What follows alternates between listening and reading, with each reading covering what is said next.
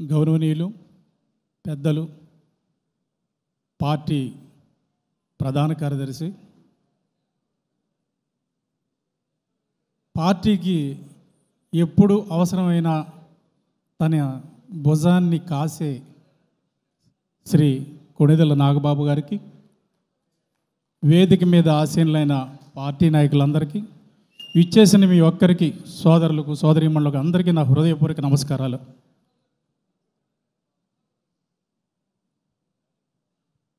ఈ ఇన్సూరెన్స్ కార్యక్రమం పవన్ కళ్యాణ్ గారి ఆలోచన నుంచి పుట్టిన కార్యక్రమం. ఆయన ఎప్పుడూ అనేవారు, మన కార్యకర్తలు మన కోసం అహర్నిశలు కష్టపడుతున్నారు, సభలకు వస్తున్నారు, జెండాలు మోస్తున్నారు, వచ్చి వెళ్ళేటప్పుడు గాయాల పాలవుతున్నారు. ఆ సంఘటనలు విన్నప్పుడల్లా మనసు కలచివేస్తుంది. ఏంటి ఈ పరిస్థితి అని ప్రతిసారి ఏ ఇన్సిడెంట్ జరిగినా ఆయన తను సంపాదించిన డబ్బు నుంచి ఆ కుటుంబాలను ఆదుకుంటూ వచ్చేవారు. అయితే 2020 సంవత్సరంలో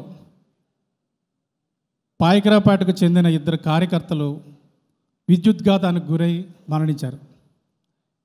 మరణించినప్పుడు వారి ఇంటికి వెళ్ళి వాళ్ళని ఓదార్చి వాళ్ళకి ఆర్థిక సహాయం చేద్దామన్న ఉద్దేశంతో పవన్ కళ్యాణ్ గారు ఆనాడు పాయకరాపేట వారి ఇంటికి వెళ్ళారు. ఆయనతో పాటు మేమంతా ఉన్నాం. వారి ఆ కార్యకర్తలు ఇల్లు చూసిన తర్వాత ఆయన చలించిపోయారు. కనీసం కూర్చోవడానికి కానీ, పడుకోవడానికి కానీ, తినడానికి కానీ సరైన వసతి లేని ఇంట్లో ఉంటూ చిన్న చిన్న పిల్లలతో, 2 కార్యకర్తల కుటుంబాలు అంతే, ఇద్దరిద్దరు చిన్న చిన్న బిడ్డలు. ఆ ఇంటి యజమాని పోయి ఆ తల్లులు చేసిన ఆర్తనాదాలు, రోదన, బాధ ఆ రోజు మమ్మల్ని అందరినీ కలిసివేసింది. ఆ రోజు వారిని మన అధ్యక్షులు ఓదార్చి వారికి ఆర్థిక సహాయం అందించి అదే రోజు రాత్రి చెప్పారు, వీళ్ళందరికీ మనం ఒక ఇన్సూరెన్స్ కార్యక్రమానికి రూపకల్పన చేయాలి, దాని మీద ఆలోచన చేయండి అని. ఆయన ఆదేశం మేరకు పార్టీలోని అందరూ కూర్చొని ఒక ప్రపోజల్ తయారు చేసి ఆయన ముందు పెడితే ఆయన దానికి కొన్ని మార్పులు చేర్పులు చేసి అమలు చేసింది ఈనాడు మన ముందున్న క్రియాశీలక కార్యకర్తల నమోదు కార్యక్రమం.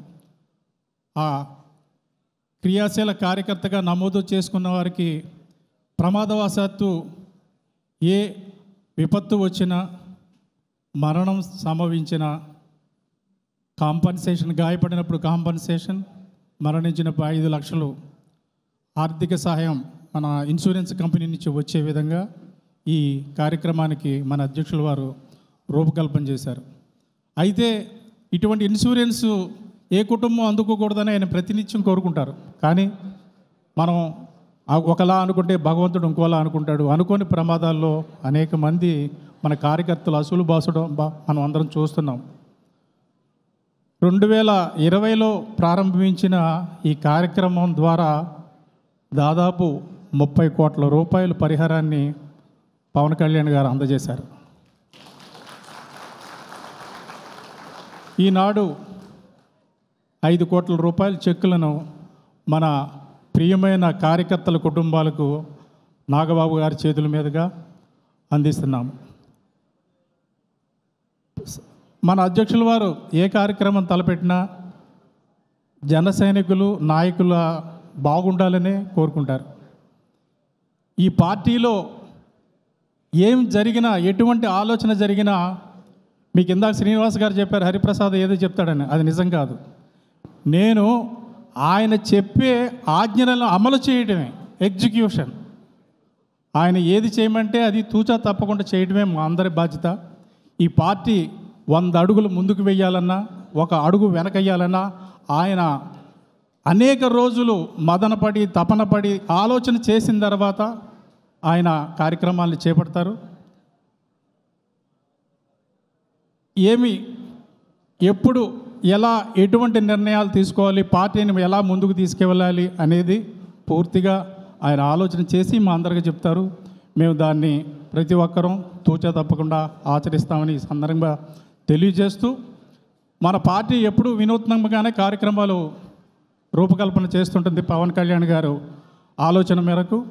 అదేవిధంగా మన అధ్యక్షుల వారు ఇంకొక కార్యక్రమాన్ని తలపెట్టారు. రేపు 4వ తారీఖు అంటే ఇంకొక 2 రోజుల్లో ఈ రాష్ట్రాన్ని నుంచి వైసీపీ రాక్షస పాలన అంతమైన రోజు. 164 స్థానాలతో కూటమి ఘన విజయం సాధించిన రోజు.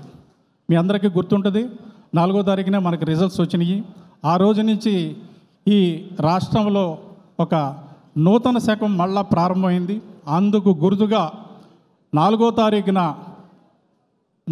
మన అధ్యక్షుల వారు రూపొందించిన కార్యక్రమం ఏంటంటే, పేడ విరడగరై ఏడాది సుపరిపాలనకు ఏడాది అనే ఒక శీర్షికతో 4వ తారీఖున ఒక కార్యక్రమాన్ని రూపకల్పన చేశారు. ఉదయం వేళ ఆడపడుచులందరూ ఈ కార్యక్రమం సంక్రాంతి దీపావళి పండుగల సారాంశం సమ్మిళితము. ఎందుకంటే నరకాసురుడు పోగానే మనం అందరం పండుగ చేసుకున్నాం. అలాగే ఇక్కడ రాక్షస పాలన పోగానే మనం మరొక్కసారి పండుగ చేసుకోవాలన్న సంకల్పంతో ఉదయం వేళ అందరి ఇళ్ళ ముందు వీర మహిళలందరూ తమ ఇళ్లను రంగవల్లులతో అలంకరించండి. అదేవిధంగా అవకాశం ఉన్నంత వరకు రంగవల్లుల పోటీలు నిర్వహించండి. సాయంత్రం వేళ ఇంటి దగ్గర దీపావళికి మనం ఎలాగైతే దీపాలు వెలిగిస్తామో అదేవిధంగా దీపాలు వెలిగించి టపాకాయలు కాల్చి పిండి వంటలు వండుకొని పండగ చేసుకోవలసిందిగా మన అధ్యక్షుల వారు కోరారు. ఆ కార్యక్రమానికి సంబంధించిన పోస్టర్ను విడుదల చేయవలసిందిగా శ్రీ నాగబాబు గారిని కోరుతున్నాను.